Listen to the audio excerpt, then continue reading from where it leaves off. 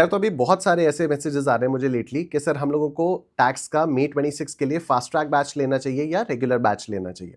मैं एक काम करता हूँ, मैं आपको दोनों के डिफरेंसेस बता देता हूँ और मैं आपको ये भी बता देता हूँ कि आप लोगों के लिए क्या सूटेबल रहेगा।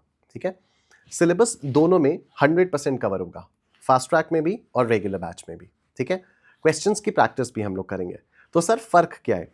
फ़र्क ये है कि जहाँ पर रेगुलर बैच में हम लोगों को 200 सवा 200 घंटे लग जाते हैं, वहीं फास्ट ट्रैक बैच में हम पूरा का पूरा सिलेबस 100 आवर्स में वाइंड अप करेंगे।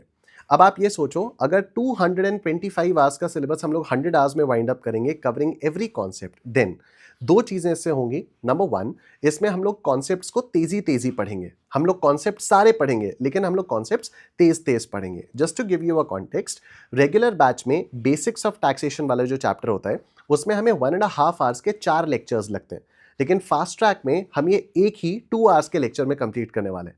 ठीक है, तो कवरिंग एवरीथिंग, सब कुछ कवर होगा लेकिन नंबर ऑफ आवर्स कम होंगे, तो हम लोग चीज़ों को तेज पढ़ेंगे, सब कुछ करेंगे पर तेज पढ़ेंगे।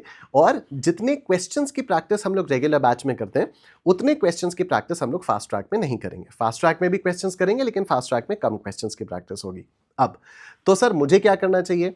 देखो, दो तीन चीजें। अगर आपने पहले अच्छे से पढ़ा हुआ है तब तो आप without a doubt fast track में जाओ। अगर आपको लगता है कि आपके कॉन्सेप्ट्स एकदम क्लियर हैं, आपने पहले जनवरी 26 के लिए क्लासेस अच्छे से की हुई हैं या आपने किसी और टीचर की क्लासेस की हुई हैं और आपको लगता है कि आपको बस एक बार कॉन्सेप्ट्स ब्रश अप करने की ज़रूरत है और अमेंडमेंट्स देखने की ज़रूरत है और उनके कुछ क्वेश्चंस की प्रैक्टिस करने की ज़रूरत है, बाकी आप अपने आप से मैनेज कर लोगे, गो फॉर फास्ट ट्रैक।